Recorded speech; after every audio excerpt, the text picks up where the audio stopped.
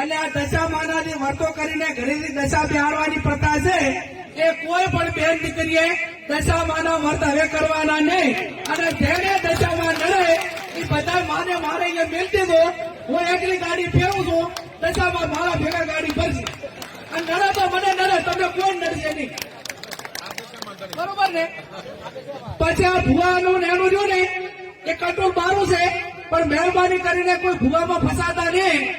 તમારું જે કર્મ છે એનું એ છે અગત્યનું છે. જેવું કર્મ કરશો એવું ભોગવશો.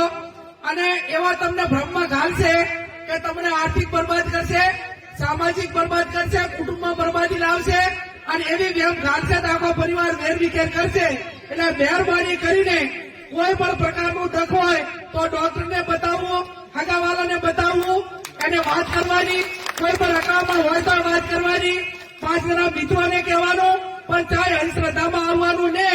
અને ભોપા જો આખા તેનું બધું મટાડી દેતા હોય તો હું કેશોદી આ સાહેબ બે તમે કોઈ ભોપાની બાધા રાખો અને અમે તમારે અહીંયા કોઈ પણ કામ ના કરો અને ચૂંટણીમાં ફોર્મ ભરા દીધા તો ભોપો આવશે. કાળુ ભગતની મેલડીના ભુવાજી અરવિંદભાઈ,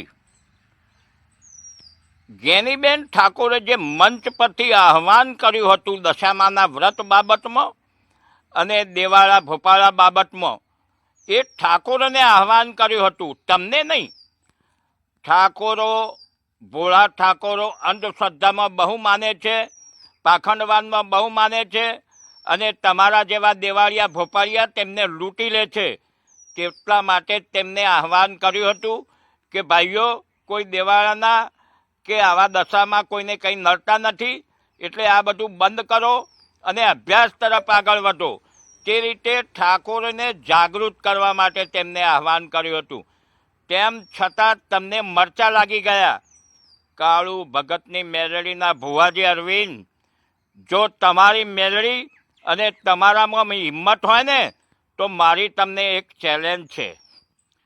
તમે મારા ગામ મહેરવાડા આવો. આપણે સાંજના 5 વાગે ગામના ગોદરે પાઠ ઢાળીશું. અંધારા ખૂણામાં વાતો નથી કરવાની ધૂણીને. સાંજના 5 વાગે ગામના ગોદરે પાઠ ઢાળીશું અને હું તમને ફક્ત એક જ સવાલ પૂછીશ અને એક સવાલનો તમે સાચો જવાબ આપશો ને તો હું મારી 1 વીઘો જમીનના દસ્તાવેજ તમને કરી આપીશ. અરવિંદ ભુવાજી, લોકોને એકલા ખૂણામાં બેસીને છેતરવાના નથી, ગામના ગોદરે વાત કરવાની છે. મારું ગામ ભેગું થશે, આજુબાજુના લોકો ભેગા થશે. હું ખોટો હોઈશ તો મારી 1 વીઘો જમીન આપી દઈશ અને જો તમે જવાબ ના આપી શકો તો મારી મહાકાળી માતાનું મંદિર છે, ત્યાં 50,000 રૂપિયા રોકડા મૂકી અને તમે ચાલતા થજો. અરવિંદ ભુવાજી, ગામ ન્યાય કરશે. ગામના ખૂણામાં બેસીને 2 માણસો તમારા લઈને આવશો ને તે ન્યાય નહીં કરે.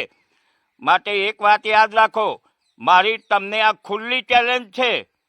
તમે જ્ઞાનીબેનને ધમકી આપો છો ને, જ્ઞાનીબેનને પછી ધમકી આપજો. તમે પહેલાં મારા જોડે વાત કરો. મારા ગામ મહેરવાડા આવી જાઓ. મારું ગામ મહેરવાડા ઊંઝા તાલુકામાં આવેલું છે. અને હા, તમે વચ્ચે ભુણાવ ગામે આવ્યા હતા ને, તે ભુણાવ ગામની બિલકુલ જોડે 3 કિલોમીટર જ દૂર છે મારું ગામ. માટે આવી જાઓ. જે દિવસે તમારી ઈચ્છા થાય, તમારી મેલડી તમને કહે એ દિવસે તમે મહેરવાડા આવી જાઓ. આ મારી તમને ખુલ્લી ચેલેન્જ છે અરવિંદ ભુવાજી.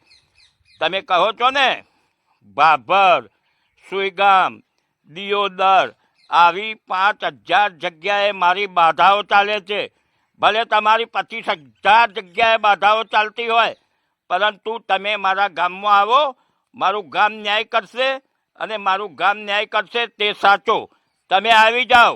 મારી તમને ખુલ્લી ચેલેન્જ છે. તમે જ્ઞાનીબેનને પછી ધમકી આપજો. પહેલાં મારી જોડે આવો, મારી જોડે વાત કરો અને મારું ગામ ન્યાય કરે તે એ સાચો. જો હું ખોટો હોઈશ તો મારું ગામ કહેશે કે હમણાંજી 1 વીઘો જમીન આપી દો, અને જો હું સાચો હોઈશ તો મારું ગામ કહેશે કે ભુવાજી તમે 50,000 રૂપિયા મૂકી દો. આવી જાઓ. તમારી હિંમત હોય તો તમારી મેલડીને લઈને. અને તમારી મેલડી સિવાય બીજી જે માતાઓ તમારી જોડે હોય ને તેને પણ સાથે લેતા આવજો. અને હા અરવિંદ ભુવાજી, તમારે ત્યાં બેઠા જો મને કંઈ સજા કરવાની હોય ને તમારી મેળડી મારફતે, તો તે ક્યારે કરવાની છે, કઈ તારીખે, કઈ ટાઈમે અને ક્યાં કરવાની છે તે જરા મને કહી દેજો. પછી હું રસ્તામાં જતો હોઉં ને પડી જાઉં ને ભાગી જાઉં તો તમે એવું ન કહેતા કે મારી મેળડીએ આ સજા કરી છે. એટલે તારીખ, ટાઈમ અને સ્થળ મને જણાવજો. અરવિંદ ભુવાજી, આ મારી તમને ખુલ્લી ચેલેન્જ. મારું ગામ ઊંઝા તાલુકામાં ભુણાવની નજદીક મહેરવાડા, અને મારો ફોન નંબર 96-2-45-4-45-19 છે. તારીખ તમે નક્કી કરો. સાંજે 5 વાગે ગામના ગોદરે આપણે 5 નાખીશું.